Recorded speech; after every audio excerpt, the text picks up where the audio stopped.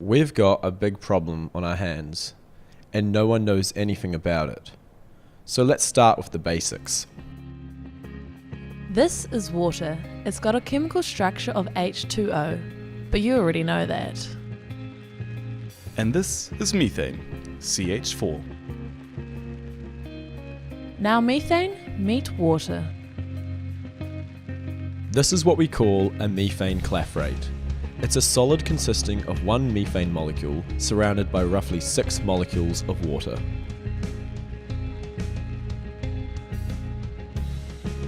Methane clathrates are found in global oceans concentrated around continental shelves.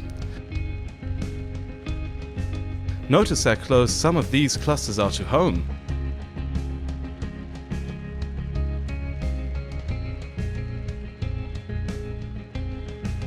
They form in high pressure, low temperature conditions typical at depths of 300 to 2000 meters.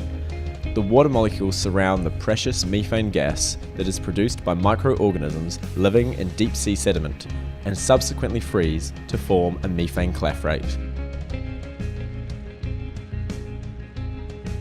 Let's bring this all back to something we know: global warming. The presence of greenhouse gases in the atmosphere trap long-wave radiation, which leads to global increases in temperature. Clathrates are extremely temperature sensitive, and so when the oceans warm, the rate of clathrate melting increases. This only leads to more methane gas entering the atmosphere, and so this positive feedback loop begins again. Eventually, the increase in ocean temperature will reach a point of no return, where enough methane is released from clathrates that it will trigger an exponential increase. We like to call this point the Clathrate bomb.